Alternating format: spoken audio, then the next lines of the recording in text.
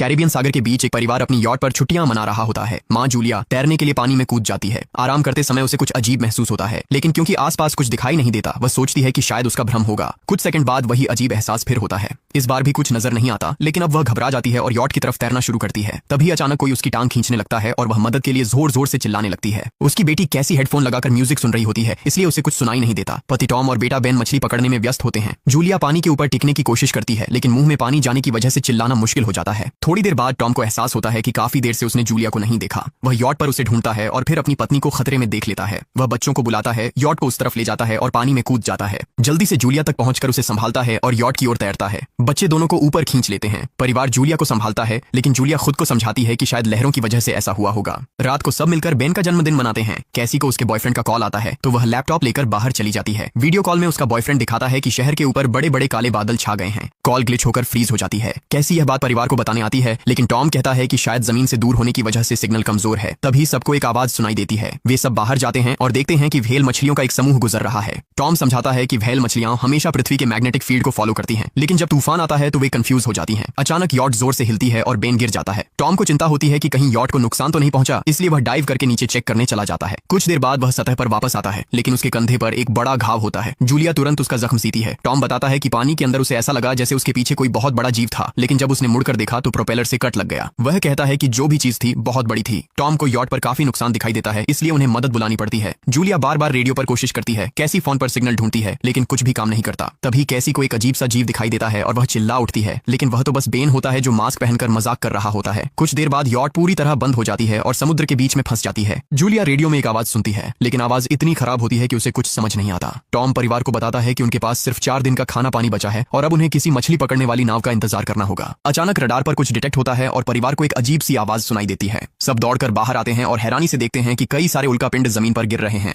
जहां जहां उल्कापिंड गिरते हैं वहां बड़े धमाके होते हैं। एक उल्कापिंड पानी में उनके पास गिरता है तो टॉम तुरंत यॉट को चलाने की कोशिश करता है। इंजन मुश्किल से चलता है, लेकिन तभी एक और उल्कापिंड उस इलाके को हिट करता है। परिवार डर के मारे एक दूसरे को कसकर पकड़ लेता है। तभी टॉम को समझ आता है कि जो आग के गोले गिर रहे हैं वे उल्कापिंड नहीं बल्कि सैटेलाइट्स हैं। उसी वक्त बेन देखता है कि यॉट से धुआं निकल रहा है। टॉम चेक करता है और कंफर्म होता है कि इंजन खराब हो गया है। हवा तेज होने लगती है तो फैमिली यॉट के अंदर छुप जाती है, बिना ये नोटिस किए कि कंपास बहुत तेजी से घूम रहा है। यॉट जोर जोर से हिलने लगती है। बेन फिर से गिर जाता है और इस बार उसे चोट भी लग जाती है। लहरें तेजी से यॉट से टकरा रही होती हैं। टॉम स्ट्रगल करके बाहर जाता है और लाइफ जैकेट्स लेकर आता है। तभी पावर चली जाती है। टॉम तुरंत पावर बॉक्स का बटन प्रेस करता है और लाइट वापस आ जाती है। उस वक्त बेन नोटिस करता है कि जूलिया की नाक से खून बह रहा है। जूलिया को चक्कर आने लगते हैं, जबकि कैसी सिंक पर जाकर उल्टी कर देती है। टॉम रेडियो ट्राई करता रहता है पर सिग्नल नहीं मिलता। अचानक एक तेज हाई पिच्ड नॉइज आती है और हवा और भी स्ट्रांग हो जाती है। जूलिया दरवाजे बंद करने की कोशिश करती है, पर एक हैच खुल जाता है और हवा खिड़कियां तोड़ने लगती है। टॉम एक फ्लेयर जलाता है और थोड़ी देर बाद अंधेरा छा जाता है। अगली सुबह फैमिली शॉक में उठती है कि वो स्टॉर्म से बच गए हैं, लेकिन यॉट आधी तबाह हो गई होती है। जब वो बाहर आते हैं तो देखते हैं कि समुद्र का पानी गायब हो गया है और यॉट अब जमीन पर अटकी है। सब ये देखकर शॉक में आ जाते हैं। कैसी सिग्नल चेक करती है पर नेटवर्क बिल्कुल डाउन होता है। बेन 2 मरे हुए केकड़ों से खेलने लगता है। टॉम कंपास चेक करता है और देखता है कि वो उल्टा हो गया है। यह आखिरी बार 7 लाख साल पहले हुआ था। कैसी को लगता है कि उसका बॉयफ्रेंड मर गया होगा और वो टूट जाती है। जब जूलिया उसे समझाने आती है तो कैसी उसे दूर कर देती है और छुपने चली जाती है। जूलिया और टॉम बची हुई सप्लाईज देखते हैं। बेन अपने बर्थडे बलून्स एक पत्थर से बांध देता है ताकि शायद कोई बचा हुआ सर्वाइवर देख ले। टॉम फिर रेडियो ट्राई करता है और इस बार एक आदमी से कनेक्शन हो जाता है। उसका नाम नाव होता है और वो एक सबमरीन का कैप्टन होता है। उसकी सबमरीन भी लैंड पर अटक गई है। वो कंफर्म करता है कि मैग्नेटिक पोल्स रिवर्स हो गए हैं, इसलिए ओशन पीछे हट गया है और जमीन डूब गई है। वो कहता है कि उसने अभी तक और सर्वाइवर्स नहीं देखे और कम्युनिकेशन सिस्टम्स बिल्कुल डाउन हो गए हैं। वो मजीद ये भी कहता है कि पोल्स फिर रिवर्स होंगे और शायद एक हफ्ते में समुद्र वापस आ जाएगा। वो फैमिली को वार्न करता है कि जितना हो सके ऊंची जगह चढ़ जाओ, क्योंकि जब पानी वापस आएगा तो वो बहुत खतरनाक होगा। वो बोलता है उसका पार्टनर क्रैश में मारा गया और सबमरीन में बस 3 लोगों की ही जगह है। जूलिया और टॉम उससे कहते हैं कि प्लीज हमारे बच्चों को बचा लो। वो उन्हें अपने कोऑर्डिनेट्स दे देता है। टॉम कैलकुलेट करता है कि सबमरीन तक पहुंचने में 2-3 दिन लगेंगे। वो फैमिली से कहता है आज रात अच्छे से आराम कर लो, कल सुबह हम निकलेंगे। अगली सुबह फैमिली सामान पैक कर रही होती है। तभी टॉम को पास में कुछ हिलता हुआ दिखता है। वो एक लंगड़ा आदमी होता है जिसके हाथ में हार्पून होती है और साथ में एक कुत्ता लगातार भौंक रहा होता है। टॉम उसके पास जाता है और उसे पानी की बोतल देता है, लेकिन वो आदमी कुछ ऐसी भाषा में बोलता है जो टॉम समझ नहीं पाता। पानी पीने के बाद वो अजनबी अचानक टॉम के सिर पर बोतल मारता है और चेहरे पर जोर का लात मार देता है। जूलिया डर के मारे भागती है, लेकिन तब तक देर हो चुकी होती है। वो आदमी टॉम के पेट में हार्पून घुसा चुका होता है। टॉम कुछ पल तक तड़पता है और फिर वो उसकी गर्दन भी काट देता है। फिर वो आदमी जूलिया के पीछे भागता है और उस पर हार्पून फेंकता है, जिससे उसके कंधे में चोट लग जाती है।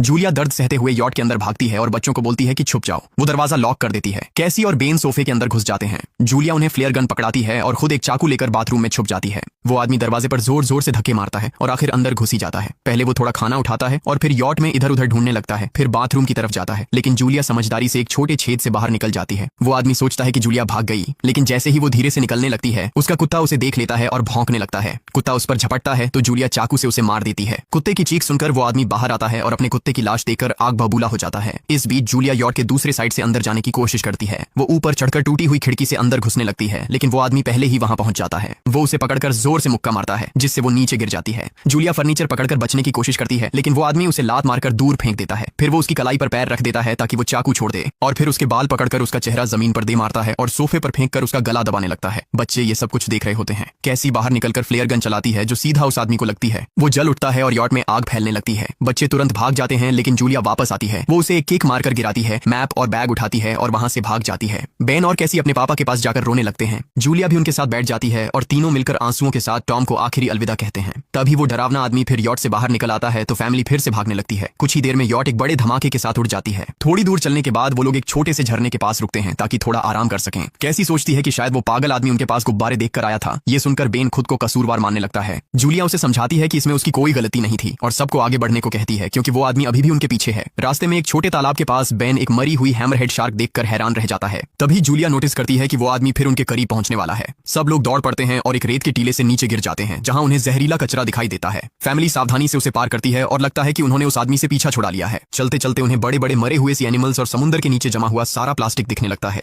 बेन धीरे धीरे चलने लगता है तो जूलिया समझ जाती है कि वो डिहाइड्रेशन के करीब है। वो सबको रुकने को कहती है। जब वो पानी की बोतल देखती है तो उसे झटका लगता है। बोतल में पानी लगभग खत्म हो चुका होता है। कैसी को एहसास होता है कि शायद उसने बोतल ठीक से बंद नहीं की थी। जूलिया गुस्से में चिल्लाती है कि उसकी लापरवाही की वजह से पानी खत्म हो गया। कैसी जवाब देती है, क्या फर्क पड़ता है, वैसे भी हम बचने वाले नहीं हैं। दोनों के बीच लंबी बहस होती है, फिर भी फैमिली आगे चलती रहती है। कुछ देर बाद उन्हें एक क्रैश हुआ प्लेन मिलता है। अंदर कुछ हिलता डुलता देख सब डर जाते हैं, लेकिन वो सिर्फ कुछ पक्षी होते हैं। फैमिली तय करती है कि रात यहीं प्लेन के अंदर गुजारेंगे। वो थोड़ा सा स्नैक शेयर करते हैं और जूलिया को टॉम की जैकेट में एक फैमिली फोटो मिलती है जिसे देखकर उसका दिल टूट जाता है। कैसी पूछती है, मॉम आप और डैड की लव स्टोरी क्या थी? जूलिया मुस्कुराकर बताती है, टॉम हॉस्पिटल में मेरा पेशेंट था। फिर एक दिन उसने फूल और एक प्यारी सी कविता देकर अपना प्यार जताया था। रात के बीच में कैसी प्लेन से बाहर जाती है। तभी वो डरावना आदमी उसे पीछे से पकड़ने की कोशिश करता है, लेकिन जूलिया अचानक पीछे से उस पर टूट पड़ती है और बार बार चाकू से वार करके उसे मार देती है। कैसी अपनी माँ को गले लगाकर शांत करती है। अगली सुबह उस आदमी की लाश पर कीड़े गुंड पड़े होते हैं।